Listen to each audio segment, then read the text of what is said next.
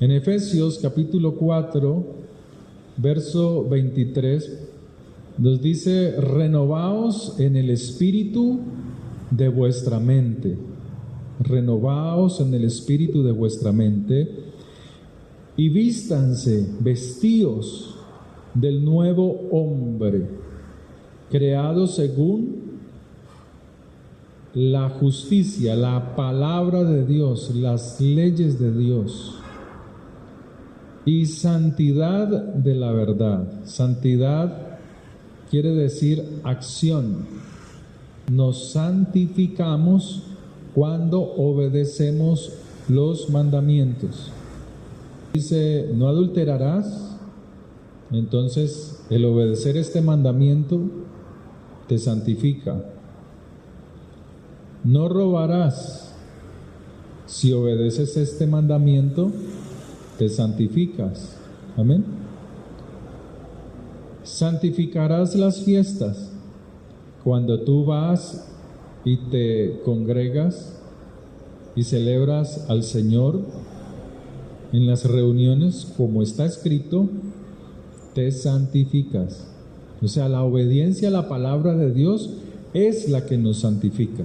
En Juan capítulo 4 nos dice de la siguiente manera, verso 1: amados, no creáis a todo espíritu, o sea, a todo hombre que enseña, sino probad los espíritus, si son de Dios, porque muchos falsos profetas han salido por el mundo, o sea, han salido aún del mundo.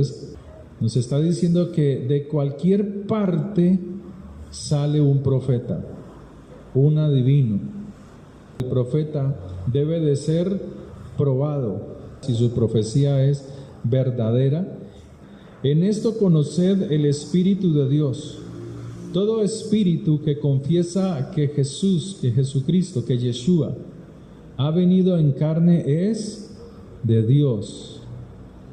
Y todo espíritu, o sea, todo hombre que no confiesa que Yeshua, que Jesús ha venido en carne, no es de Dios. Y este es el espíritu del falso Mesías, del anticristo, el cual vosotros habéis oído que viene y que ahora ya está en el mundo. ¿Sí? El espíritu del falso Mesías, del anticristo, ya se ha manifestado. ¿Cómo sabemos que se ha manifestado? Se manifiesta a través de las ideologías, del pensamiento de las personas. Entonces hoy vemos que promueven muchas cosas que van en contra de la palabra de Dios. Fácilmente podemos ver a través de la internet cómo se promueve la inmoralidad sexual. Hoy vemos a través de la internet cómo los gobernantes, los mismos que gobiernan hoy por hoy las naciones, están inclinados a una inmoralidad, sea cual sea, ¿sí? La que más ofende a Dios, por decirlo de alguna manera, es la inmoralidad sexual. Es lo que más Dios rechaza. Y como hijos de Dios, nosotros debemos de rechazarla.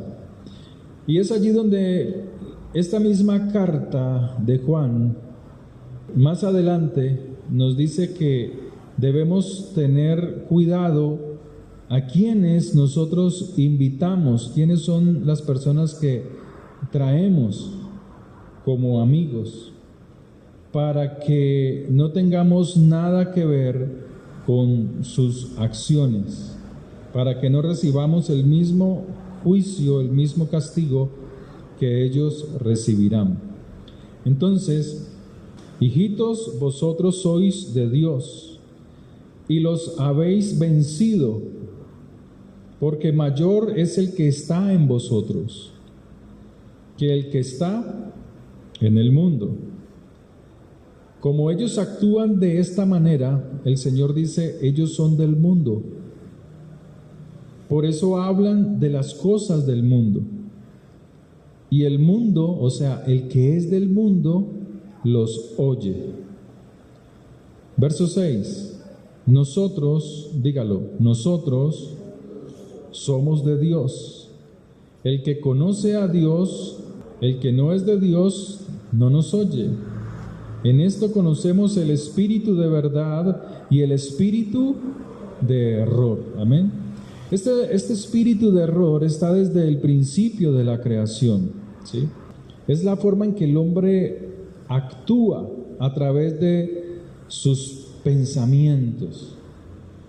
Cuando el hombre se aparta, cuando Adán, cuando Eva se apartaron de Dios, ellos quedaron en una condición una condición caída, donde sus pensamientos ya no eran como al principio, de querer ver a Dios, de estar con Dios, de tener esa presencia de Dios constantemente. Y entonces dice la Escritura que su apariencia, su forma de vivir desde el comienzo de la creación era una fachada, se convirtió en una fachada, en algo que no es. Entonces, hoy todo ser humano, por el solo hecho de serlo, está regido por la apariencia. Todo ser humano, todos guardamos una apariencia. Somos unos en la casa, somos unos en el trabajo, somos unos de una forma en la iglesia, de una forma diferente en cada parte donde nos ven, donde nos mostramos. Y es algo natural del hombre, del ser humano. Es algo que está allí. Y es por eso que la Escritura nos dice que debemos renovar el espíritu de nuestra mente, donde debemos de ser transformados, cambiados. Debemos de permitir que la palabra sea la que nos renueve en cada momento. Pero la Escritura nos dice en uno de los pasajes, como segunda carta a los Corintios, capítulo 3, verso 2, que el hombre no es libre hasta que el hombre se convierte en una carta leída. No es libre, no hay libertad hasta que somos leídos. Segunda carta a los Corintios, capítulo 3.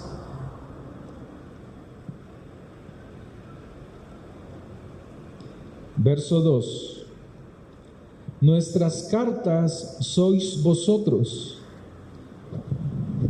escritas en nuestros corazones, conocidas y leídas por todos los hombres, siendo manifiesto que sois carta de Cristo, de Yeshua, expedida por nosotros, escrita no con tinta, o sea, no con recomendaciones. Sí, hay personas que cuando necesitan un trabajo, necesitan una recomendación de alguien. Ay, por favor, recomiéndeme. Diga que yo soy bueno, que yo no robo, que yo puedo manejar la caja del almacén, que yo nunca he hecho algo malo. Él está diciendo, ustedes son cartas leídas, conocidas por todos los hombres, no escritas con tinta, no por recomendaciones, sino con el Espíritu de Dios vivo, o sea, que es una persona que ha permitido que Dios, a través de su palabra, renueve su mente, sus pensamientos.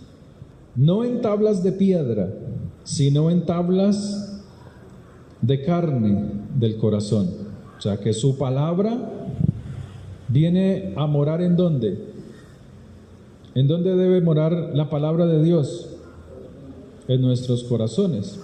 A eso es lo que la Escritura llama, cuando hubo la fiesta del Pentecostés o de Shavuot en el hebreo. Los discípulos se reunieron todos, estaban orando y se cumplió la palabra que profetizaron siglos atrás, donde la palabra de Dios ya no sería puesta en tablas de piedra, sino en las tablas del corazón. Por eso es que ellos comienzan a hablar en lenguas, comienzan a manifestar en todos los idiomas de aquella celebración, de aquella fiesta judía, comienzan a hablar del poder, de la grandeza de Dios, del poder, de la grandeza de salvación, del Mesías, desde cómo Dios trajo salvación al mundo desde el principio de la creación. Por eso los visitantes que venían a esta fiesta, porque se celebra cada año la fiesta de Pentecostés, la fiesta de Shavuot, llamada así en el hebreo, ellos decían: ¿quiénes son estos? ¿Están borrachos? ¿Por qué nosotros, que no hablamos el idioma de ellos, el hebreo, por qué nosotros les entendemos ahora? ¿Por qué? Porque el Espíritu de Dios vino y puso lenguas de fuego, o sea, idiomas iguales a los de la gente que estaba afuera, y podían no escuchar. Dice la carta de Hechos, el libro de Hechos, que ellos oían de las grandezas de Dios. ¿Lo ha leído? Amén, ¿cierto? Entonces,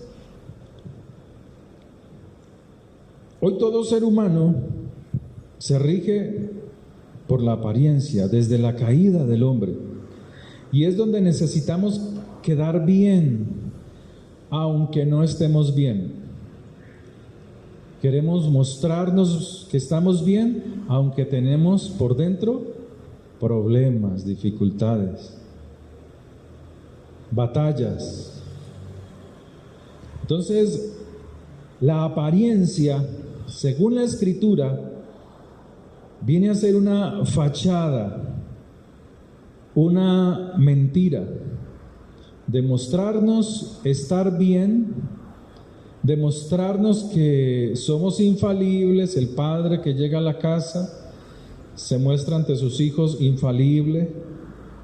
La madre que llega a su casa de trabajar o que está en su casa se muestra infalible ante la mirada de sus hijos. O el empresario se muestra infalible ante sus trabajadores. Pero la realidad es que llevamos una fachada, una máscara de mentira, de mostrarnos estar bien cuando por dentro no lo estamos. Entonces nos vamos convirtiendo en esclavos de nosotros mismos. Nos encerramos en nosotros mismos y olvidamos muchas veces llevar toda carga ante la presencia del Señor, como dice el Salmo 55, echando toda vuestra ansiedad sobre Él, porque Él tiene ¿qué? Cuidado de nosotros. Amén. Entonces muchas veces no somos esclavos del pecado, no somos esclavos o no nos convertimos en transgresores de la palabra de Dios, sino que somos esclavos no del pecado, sino de nosotros mismos, de nuestra fachada, de querer mostrarnos bien, de querer mostrarnos lo que no tenemos, máscaras, cáscaras, como una cebolla. Una cebolla redonda, usted le va quitando cáscara y otra cáscara y otra cáscara. Así es el corazón del hombre, así es la mente del hombre. Está cubierto de cáscaras, pero esas cáscaras deben de ser quitadas con la renovación en el espíritu de nuestra mente. Tiene que ser renovada, ¿sí? Entonces, el pecado nos puede poseer. El pecado puede poseer a una persona. El pecado habita en personas. Cuando no tiene la capacidad de reconocer su estado de pecado, para reconocerlo y poder dominarlo y confesarlo y ser libre. Por eso David decía: de mis pecados ocultos, líbrame, Señor. Perdona aún mis pecados ocultos. Necesitamos ser libres, ser renovados en nuestra mente. Entonces, todo esto es la condición del alma del hombre después de la caída en el Edén. ¿Sí? Queda en un estado que se opone a las cosas de Dios. Cuando usted es rebelde a su esposo, usted está en contra de la palabra de Dios. Cuando usted dice: no, yo ahorita en diciembre me voy, me largo, me voy a festejar con mi familia, con mi hermano, con mi hermanito, con mi hermanita, y usted verá lo que hace. Y dejan al marido o dejan a la esposa solitaria, porque yo me largo, porque yo me voy.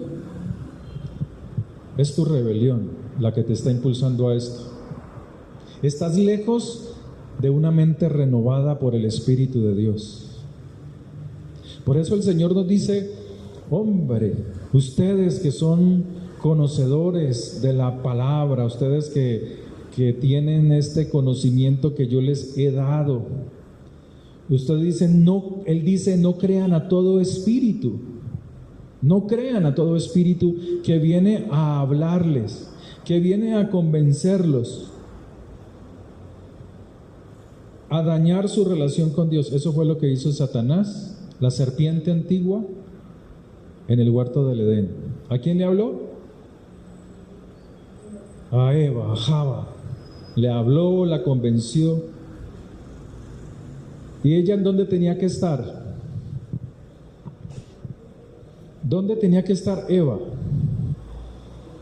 En vez de estar hablando con la serpiente, ella tenía que estar con su marido, con su hombre.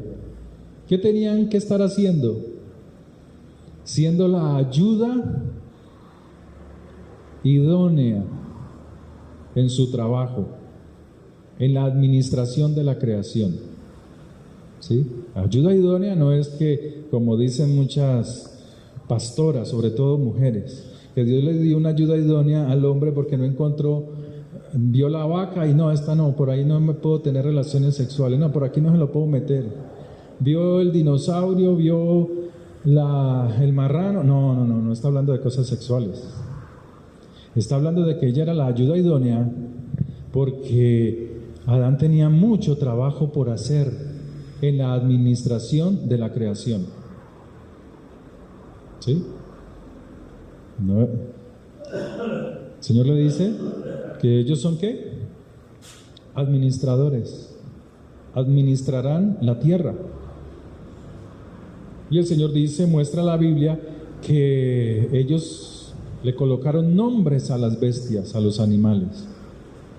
Entonces la Escritura nos dice, no creáis a todo espíritu, o sea, no te dejéis convencer de toda persona que viene a hablarte, a convencerte, de salirte del camino de Dios. de toda persona que viene a dañar tu renovación del espíritu y de la mente. No lo permitas.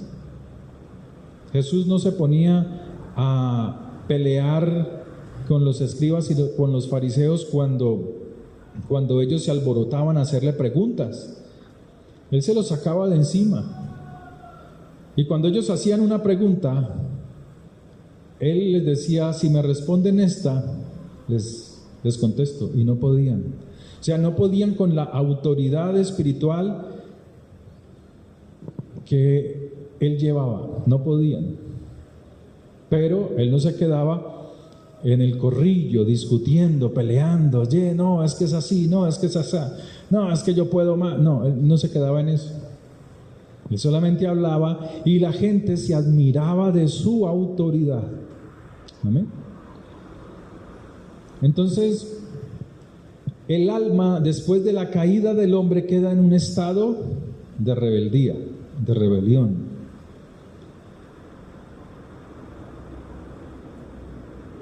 Y es lo que hace que toda persona, hoy en día, desde ese tiempo, justifiquemos nuestras malas acciones. Justifiquemos nuestra rebeldía, nuestra rebelión. Entonces, el que es adúltero, él justifica su adulterio con algo. El que roba, justifica su robo con algo. El que gobierna y gobierna mal, justifica su acción con algo. Todos. Y nosotros debemos de ser renovados para no caer en esta rebeldía. Todos los días debemos de renovar nuestra alma, nuestro espíritu. Amén.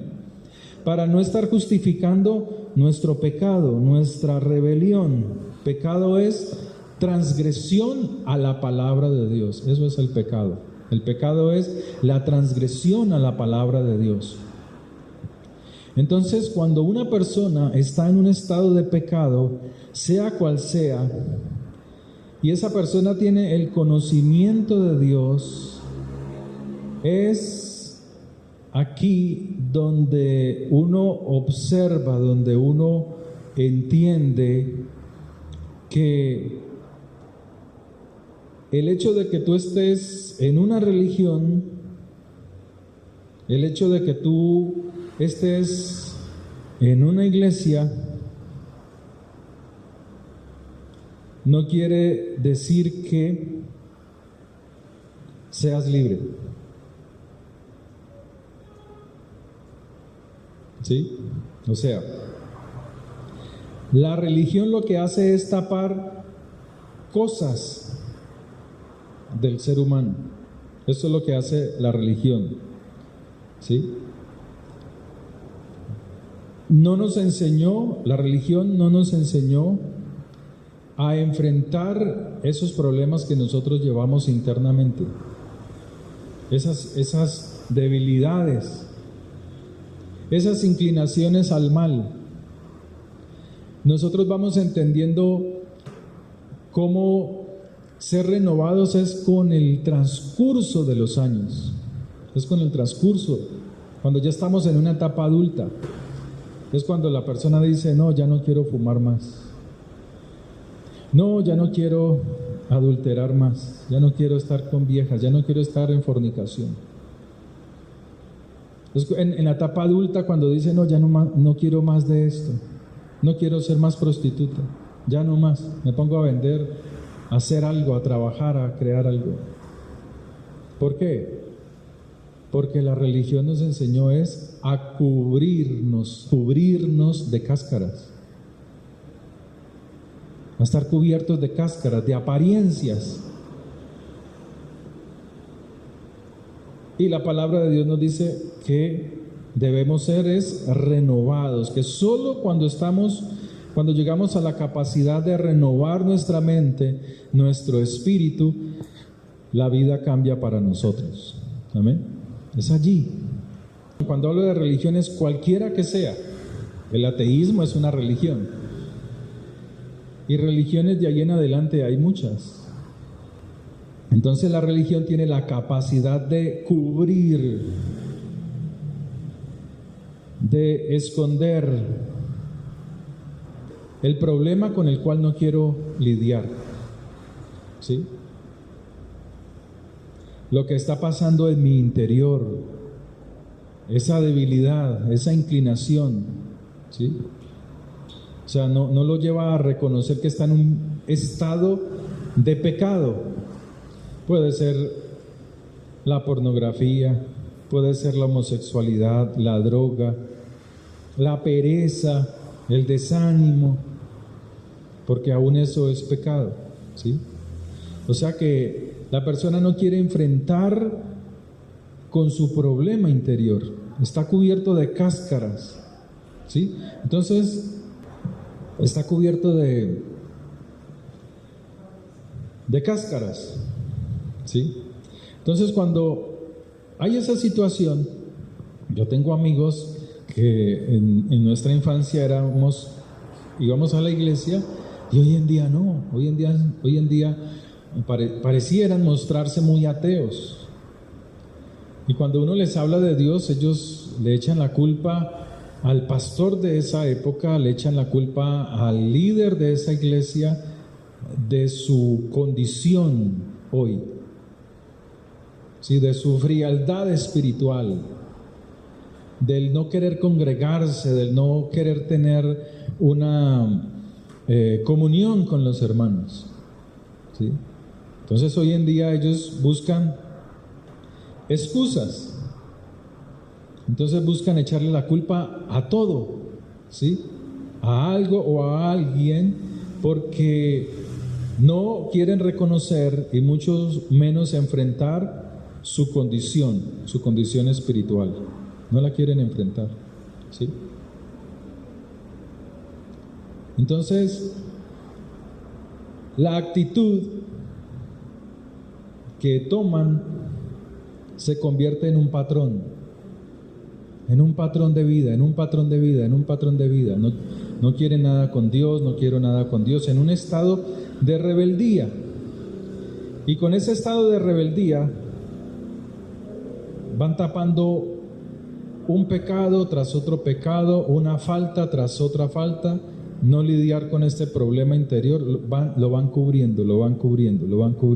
O sea que la persona llega a vestirse de una doble vida. Por eso la Escritura dice: vestíos del nuevo hombre, creados según Dios en la justicia y santidad de la verdad. O sea que no sea una persona de doble cara, sino que sea una persona limpia, una persona transparente. Amén. ¿Sí? De una persona que no sea una persona de doble vida. Porque la religión en su ser, mire que cuando uno mira la Escritura nos habla de muchas situaciones, pero también nos muestra que en el caso de los escribas y fariseos, su religión era política. Su religión era política, como hoy en día. Y la política también tiene su fachada. Amén. Usted lo ve hoy. A mí me encanta buscar noticias. Yo soy uno que está una tras otra, mirando, escudriñando para poder entender muchas cosas de aquí, ¿sí? Entonces, cuando uno oye hablar a los gobernantes, cuando uno los escucha en sus diferentes situaciones, entonces la política tiene una fachada, y esa fachada es la fachada del encanto y no de la verdad. Entonces muchos se inclinan a ellos porque esa política, esa forma de hablar, de expresarse, los seduce, los encanta, los fascina. Amén. Pero asimismo es la religión. Entonces la religión en sí también es política, tiene fachada de encanto, ¿sí? Y no de verdad. Entonces, por eso Juan dice, escudriñen, no creas a todo espíritu, probad los espíritus. Si lo que te están enseñando es verdadero, si lo que te están enseñando es de Dios. Primera de Juan capítulo 4. Porque muchos falsos profetas han salido por el mundo. En esto conoced el Espíritu de Dios. O sea, estén atentos, estén alertas.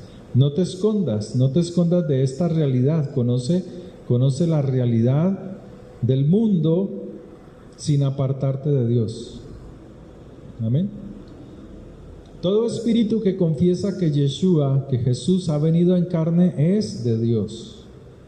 Pero esta confesión no es solamente decirlo con la boca, sino manifestarlo a través de mis acciones. Por eso, si usted lee esta carta de Juan, usted comienza a ver que él habla mucho de la relación los unos con los otros. O sea, así es que yo manifiesto que Jesús está en mí, que Yeshua está en mí, ¿sí? Es de esa manera. Por eso él dice, por ejemplo, en el capítulo 3, dice, mirad cuál amor nos ha dado el Padre para que seamos llamados hijos de Dios. Por esto el mundo no nos conoce, porque no le conoció a Él. Amados, ahora somos hijos de Dios y aún no se ha manifestado lo que hemos de ser, pero sabemos que cuando Él se manifieste seremos semejantes a Él, porque le veremos tal como Él es. Verso 4, todo aquel que comete pecado, o sea, que infringe la ley, pues el pecado es infracción de la ley. Sabéis que Él apareció para quitar nuestros pecados y no hay pecado en Él. Todo aquel que permanece en Él no peca. Todo aquel que peca no le ha visto ni le ha conocido. Por eso es que usted hoy en día ve cristianos mundanos.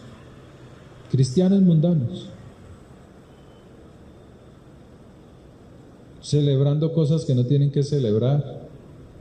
Usted ve cristianas andando con el señor que no es su esposo. Usted ve cristianos andando con la señora que no es su esposa. Metidos en una cueva, metidos en un restaurante, metidos en cualquier parte. ¿Qué cristiano va a hacer eso? O sea, ¿qué hijo de Dios? Ni siquiera cristiano dice acá. Él dice es hijo de Dios. ¿Qué hijo de Dios va a ser eso? Cristiano es cualquiera, pero hijos de Dios no es cualquiera. Es aquel, como dice la Escritura, que obedece, que permanece, que no peca.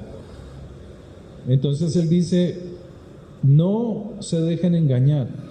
El que hace justicia es justo como Él es justo. El que practica el pecado es hijo de ¿quién? ¿De quién?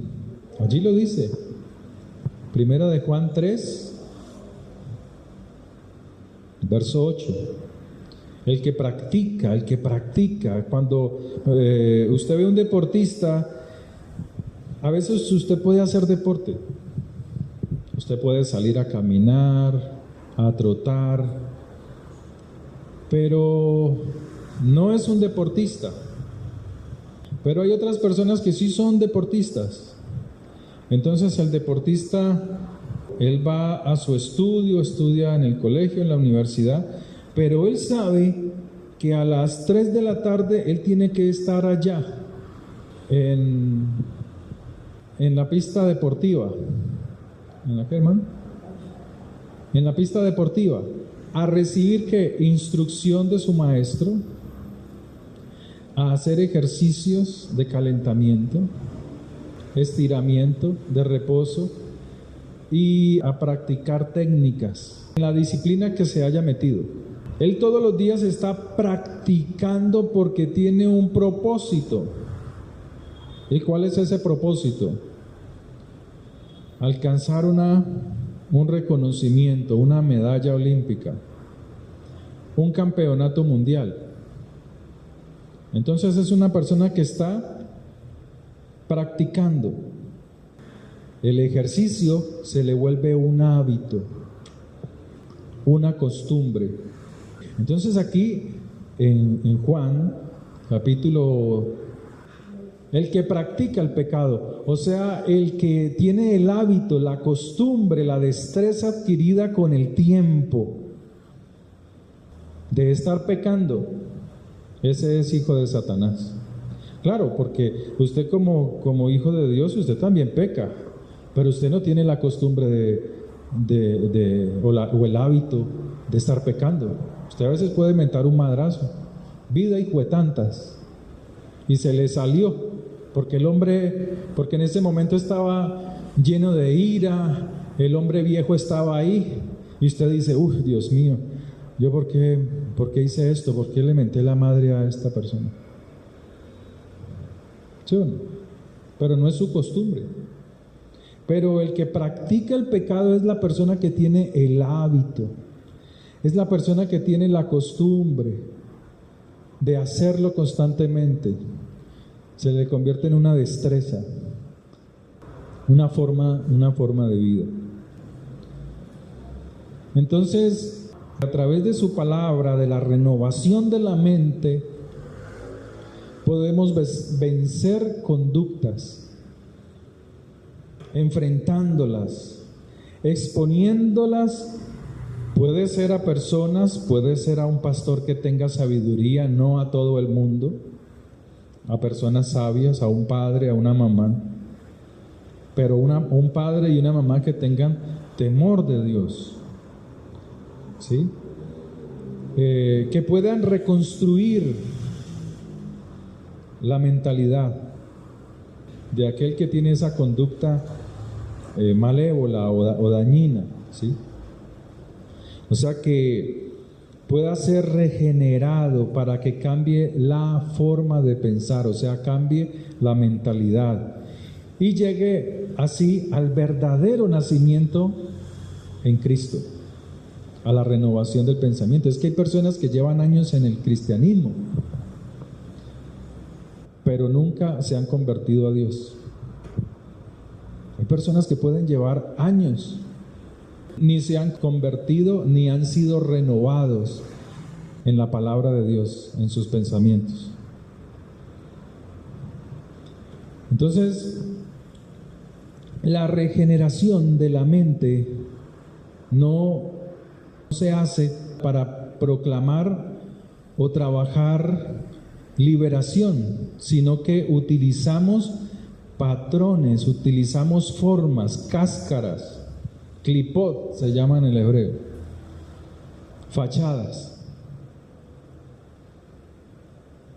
Entonces, aquí ha venido personas. Aquí una vez estábamos en oración un día martes y llegó una persona y me dijo, pastor, yo soy homosexual.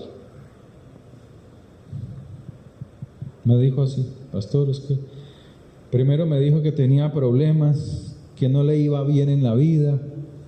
Y yo le dije, empecé a preguntarle cosas. Y él me dice, sí, pastor, es que yo practico el homosexualismo. O sea, es cristiano, practicante, como dice acá ahorita, tiene el hábito de la práctica homosexual. Entonces yo a él no puedo decirle, tranquilo hermano, este sábado vamos a ir a un retiro espiritual para que tú vengas con nosotros y nos vamos a ese retiro espiritual. Y yo he visto eso, que se llevan a esta clase de personas con problemas y se los llevan al retiro espiritual. Oiga, y empiezan los problemas en el campamento cristiano. Que vea que es que esa muchacha, que ese muchacho que trajeron se me sentó en la cama en la noche. Porque es que es lógico, hermanos. Un campamento La subida a un monte, como hacen muchas iglesias cristianas, subamos al monte y vamos a orar, eso no renueva a nadie. Eso es puro cuento. No, eso no renueva a nadie. Con la misma, el mismo pecado que subió, con ese mismo bajó. Entonces el que no entiende dice, pero ¿por qué? Si nosotros estuvimos en ese campamento, estuvimos orando, subimos al monte, estuvimos en ayuno, en oración, y otra vez en las drogas, y otra vez en esas inclinaciones caídas, perversas, carnales. Eso no funciona. Lo que funciona es permitir que la palabra, ser consciente de su falencia, de la mala inclinación que tengo, y permitirme ser renovado por la palabra de Dios y tomar la decisión de permanecer en la palabra de Dios, ¿sí? Porque la regeneración, como dice aquí, renovados, regenerados en el espíritu de vuestra mente, comienza es en la mente, en los pensamientos, en la forma en que pienso. Así es para el que tiene problemas de vicios, como para el que tiene pensamientos de pobreza, de miseria, de escasez. Si no se renueva la mente, no alcanza las cosas que Dios tiene para cada uno de nosotros. Si usted dice, yo estoy enfermo, mantengo enfermo, pues así la mente no está renovada. Usted puede estarlo, pero si usted hace como decía David, cambiaba esas palabras, esa verdad real de su cuerpo, de su vida, la cambiaba por el poder de la palabra de Dios, entonces allí es donde usted toma autoridad sobre su situación. Dice, yo puedo estar así, pero yo tengo un Dios todopoderoso que me sana, que murió por mí en la cruz, en la viga de ejecución, para que yo fuese sanado, liberado. Dígame, hermano Antonio, 2 minutos. Un caso de un homosexual hace 2 años. La única forma en que él se transformó cuando se le hizo entender, hecho de revista de ahí, puso la puerta y ya. Si abre la puerta, yo entraré en él, cenaré con él y estaré con él. Se le hizo entender que él ya estaba hecho, que se puso con el derecho. Y Juan 1:12 dice, a todos los que le recibieron, de la más hijo de Dios. Entonces, en ese caso ya lo que cayó en cuenta, de que si eso lo hacía, que yo iba a dejar eso y lo mejor. Y quedó sano del homosexual. Claro, porque ¿por qué sucede eso? Porque él permitió que el espíritu de su mente fuese regenerado, transformado con la palabra de Dios. Porque es que a través de los años, nosotros como hijos de Dios, como cristianos, pues para que me entienda, se nos enseñó dentro de las congregaciones a activar el sentimiento, o sea, a creer que el Espíritu de Dios viene y nos hace sentir sabroso, como un placebo, ¿sí? O sea, se nos enseñó a sentir antes que a pensar. Y así es en la política, y así es en todo. Se nos enseña, ay, tan lindo este gobernante, tan lindas sus palabras, pero piense lo que está diciendo. Y así es en la iglesia. Se nos enseñó fue a sentirnos, que yo siento en mi espíritu. Yo siento algo cuando este señor, esta señora vino. Aquí venía una hermana. Yo siento algo, pastor. Y después estaba llorando por la situación en la casa. No, que es que cuando mi hija se fue a ir, pues yo le pegué un regaño y le dije que no sé qué, que no. Es culpa de todos, de pastores, de ovejas, de todo el mundo, del mundo cristiano. Y así funciona en todo, tanto en la religión como en la política, como en lo educativo. Estructuras, sistemas.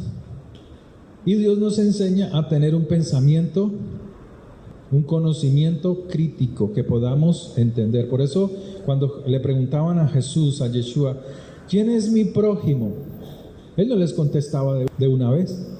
Él respondía con otra pregunta: ¿quién crees tú que es tu prójimo? ¿Cómo lees? ¿Cómo entiendes? Lea ese pasaje y verá. Él dice así: ¿cómo lees? ¿Cómo entiendes? Entonces, nosotros, el pueblo cristiano, es falto de lectura, falto de comprensión, pero se deja llevar por los sentimientos, por las emociones. No, yo sentí en mi espíritu, y siente en su espíritu, y yo sentí que el espíritu vino y me habló y me dijo, pero sus vidas no son renovadas, no son transformadas. O sea que debemos tener es un criterio personal, ¿sí? Pero el criterio personal, a través de los medios de comunicación, a través de la información, nos es anulado. Si no sabemos discernir lo que vemos, lo que oímos, nos anulan. Entonces somos parte de un pensamiento colectivo, el de él, el de esa persona. Por ejemplo, mire, cuando nuestro gobernante dice vamos a hacer una protesta, una campaña, y todo el mundo sale.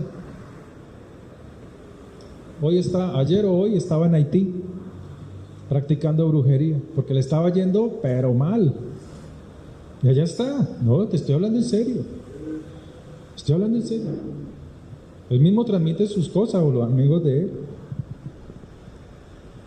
Entonces, se nos ha dañado el criterio, nos han permeado el criterio personal porque no escudriñamos. Y así es en la religión. Nos meten celebraciones que no tienen nada que ver con Dios. Practicamos cosas que no tienen nada que ver con Dios. Y todo se vuelve un pensamiento colectivo, donde tú pues la mente, el pensamiento queda relegado, ¿sí? Entonces, nos hacen sentir y luego es que pensamos, y así no funciona. El Señor dice: renuévese en el espíritu de vuestra mente, ¿sí? A veces la misma iglesia el mismo cristianismo tiene patrones de espiritualidad falsos, no son reales. Por eso muchos líderes, pastores tienen apariencias. Muchos tienen fachadas de superioridad. Y a la iglesia, yo recuerdo en los años 90, se nos vendió una imagen donde el pastor era el superhéroe. Se nos vendió esa imagen, lo que hablábamos ahora esta mañana, hermano. Donde la hermanita decía: pastor, llamaba a las 12 del día: pastor, es que tengo un problema aquí con mi hija. ¿Qué le pasó, hermana? No, es que se fue con el mozo en una moto. Así lo llamaban a uno a decirle estas tonterías. Se fue con él. Y entonces acá está el esposo todo berraco, todo enojado. Pues claro, pues lógico. Que ella anda en moto por allá con él. De pronto se chocan contra el motel, ¿no? Meten donde no es, motel cristiano. A mí como me encanta hablar así, sin pelos ni nada en la lengua. Entonces, la gente llamaba a cualquier hora al pastor. A veces llamaban a las 12 de la noche, a veces a mediodía, a veces a cualquier hora. O sea, pensaban que el pastor era el superhéroe, y así nos enseñaron en los años 90. No, que el pastor, no, que es que el pastor está viajando, no, que el pastor ahorita, y el escudero, que era el secretario, la secretaria o el grupito ese de oración. Entonces, no, que el pastor ahorita está ocupado, que el pastor ahorita sale para no sé dónde, que el pastor tiene una cita en tal parte. Y eso uno veía al pastor corriendo para allá y corriendo para acá, y suba y baje, vaya, venga. Y entonces llegaba en la noche todo cansado. Estructuras, hermano, esos son estructuras. Estructuras de espiritualidad falsas, de superioridad, donde nos hicieron creer que los pastores eran los superhéroes, los discernidores del pecado. No, yo no voy a que, vamos a orar, pasen adelante. No, yo no voy, porque empezaban los que habían fornicado o los que habían tomado alcohol, porque había gente que llegaba borracha, alcoholizados a la iglesia. Entonces no los veía que se quedaban atrás, para que no descubriera el pastor con su espíritu de discernimiento su pecado. Pero el problema no era ese, el problema es hasta dónde habían colocado la imagen del pastor, como un superhéroe, como un superhombre, a la pastora, que ahí viene la profeta, y eso le huyen a la profeta. A uno lo invitan, ¿no? Que ve, Dieguito, te invitó a esta. No, hermano, vea, lastimosamente. Empiezan a mostrarle ellos la heroína que tienen allá en el altar. Entonces, esas estructuras hacen que a la gente se le olvide, que no razonen, que el pastor que está allá, que la pastora que está allá, que el de la alabanza, que el que toca el instrumento, son personas y no superhéroes. Son personas que muchas veces están en un altar y necesitan ir a un baño. Son personas que están en un altar pero necesitan descansar, necesitan ir a su casa, acostarse. Son personas que quieren tomarse una Coca-Cola bien fría o un jugo bien frío. Son personas, pastores, pastoras, líderes que tal vez tienen una enfermedad, como tienen una estructura religiosa, entonces tienen que esconderse detrás de sus cáscaras, de sus clipot, de su fachada, de apariencia de estar bien cuando no lo está. Porque si se muestra, entonces la congregación va a decir, no, ese ya como que no es espiritual. No, ese ya no. Ese ha perdido su grado de espiritualidad. Pero en la iglesia, el pastor que muestra estas humanidad es criticado, es despreciado, ¿sí? Ese líder es de dudosa procedencia. ¿Por qué? Porque el pueblo, la iglesia, las ovejas, los feligreses creen que él es un superhombre. ¿Lo ven así? Como el que no le pasa nada. Pero si usted lee la vida de Jesús, de Yeshua, usted ve que él lloró en el sepulcro de Lázaro. Usted ve que él lloró en el huerto de Getsemaní. Hasta dice él que tenía una profunda tristeza. Pero él era un hombre fuerte, porque todo lo llevaba, sus dudas, sus temores, ante el trono de gloria, a su Padre Celestial. Imagínese, yo en cine, usted llegó por allá a comprar algo y yo estoy por allá en el cine viendo la masacre del Río Rojo. Dice, este pastor, ¿qué es lo que está viendo?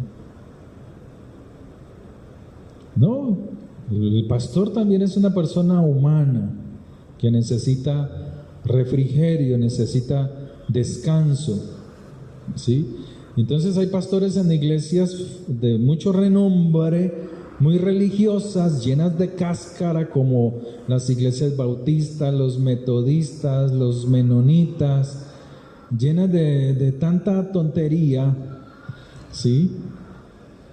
Los presbiterianos, donde manipulan al pastor, lo manipulan.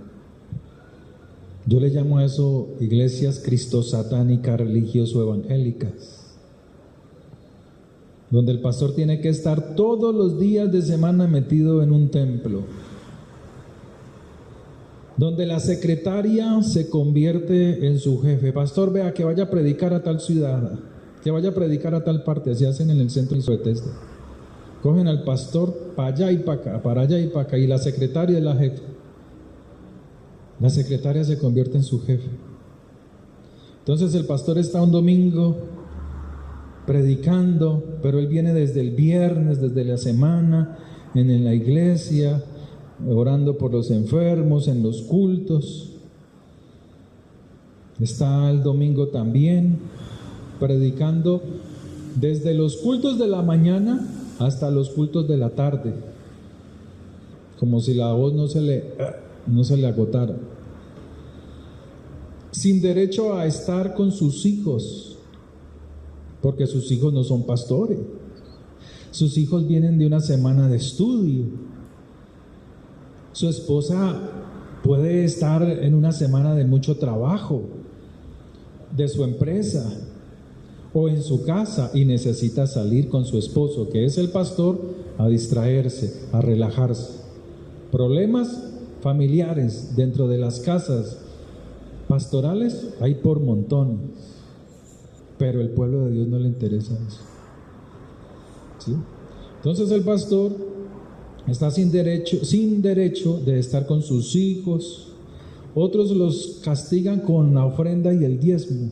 Dicen, no, yo ya por allá no mando mi diezmo ni mi ofrenda porque vi que el pastor estaba de vacaciones. Yo he escuchado eso. Eso le pasaba a Pablo, fíjese. Primera de Corintios capítulo 9, 5. Ya para ir terminando. No tenemos derecho de traer con nosotros una hermana. ¿Abrieron su Biblia? Ábrala. Primera carta a los Corintios capítulo 9, desde el verso 5. No tenemos derecho de traer con nosotros una hermana por mujer, como también los otros apóstoles y los hermanos del Señor, o sea de Jesús, de Yeshua, y Cefas, o solo yo y Bernabé no tenemos derecho de no ¿qué? Descansar. Cuando usted no trabaja es porque está descansando.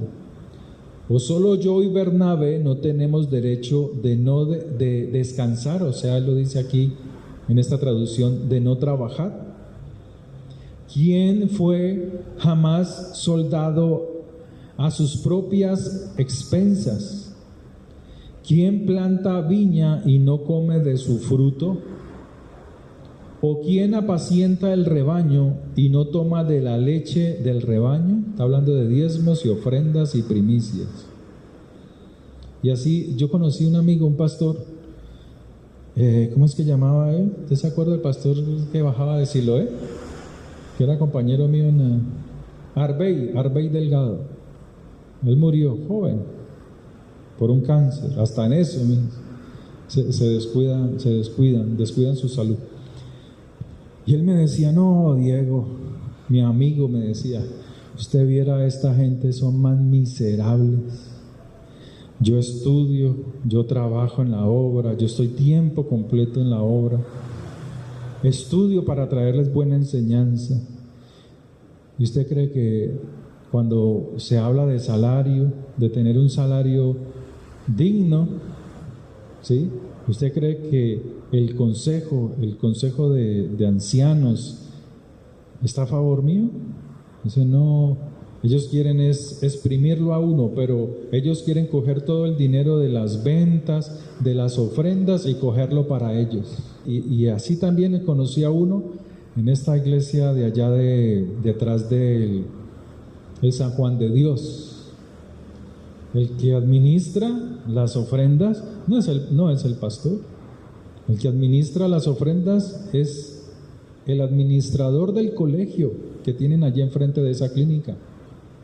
Y a él, años atrás, estoy hablando del que había, no sé quién esté ahora, lo veían en la esquina los viernes con la cerveza en la mano al administrador. Con las cervezas, ni siquiera cerveza, lo veían en la esquina con las cervezas. Yo decía, ¿cómo es posible que la ofrenda, que es santa, que es sagrada, la administre un pagano? Y con goteras en el techo. Entonces mire lo que dice Pablo, o sea, es algo real. Entonces, la estructura que se ha formado dentro de muchas congregaciones son irrompibles. Donde el pastor cometa un error, lo van sacando como perro en misa. Pero estas reglas, muchas de ellas en las congregaciones cristianas, están fuera del contexto bíblico. ¿Por qué? Porque son congregaciones que guardan apariencia, que guardan una fachada de santidad y de pureza fuera del contexto de las Escrituras. Entonces el pastor, la líder de la iglesia, el de la alabanza, no son superhéroes, pero los utilizan. Muchas veces el que está en la alabanza no tiene ni para el transporte y no le dan ni una mísera ofrenda de transporte. Lo tienen ahí como un tonto, como un esclavo, que le traiga música y que alegre al pueblo. Pero el pastor o la estructura esa religiosa, el concilio, no le preguntan, ¿y usted cómo ha estado, mi hermano de la alabanza? ¿Está bien? ¿Necesita algo? Nunca le preguntan eso, jamás se lo van a preguntar. ¿Por qué? Porque esas congregaciones están bajo una fachada de apariencia, tienen cáscaras, clipot.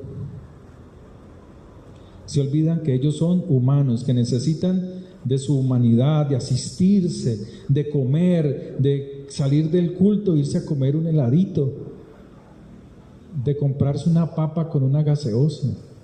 Pero allá los tienen en estas congregaciones grandes, y hablo de aquí de Cali, donde el de la alabanza, el muchacho de la alabanza, llegó desde la mañana y allá lo tienen, tocando el piano, cantando, pero al líder, al concilio, a los espirituales cascarosos de esas congregaciones, no les importa si no tiene voz, no les importa si ha comido, no les importa nada, porque solo son aparentones como los fariseos. Pero él tiene derecho a distraerse, a estar con su familia.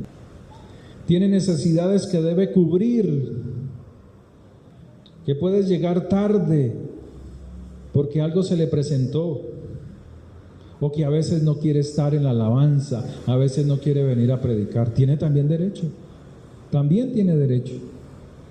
Entonces el Señor nos dice que la transformación comienza en la mente. En muchas iglesias cristianas, la transformación es una apariencia, pero cuando verdaderamente somos transformados, toda nuestra vida manifiesta esa transformación, ese cambio. Pero cuando aparentamos lo que no somos, al final seremos quebrantados. Por eso el Señor dice, si tu ojo te es ocasión de caer, sácalo, deja de estar aparentando. Es mejor que tú lo saques ahora y no que entres al fuego del infierno con tus dos ojos. Es mejor que lo hagas ahora, porque si no lo haces, yo lo hago. ¿Cómo? A través del quebrantamiento. Deje de guardar apariencias. El Señor quiere de nosotros una transformación profunda y real, un cambio que nace en el corazón y que transforma la mente. Amén.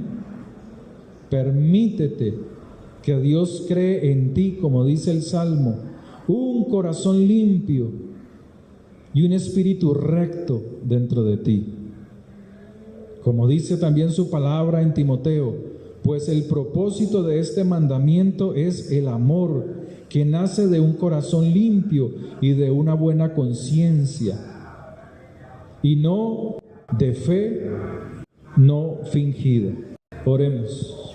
Padre, gracias por tu palabra. Gracias por tu misericordia.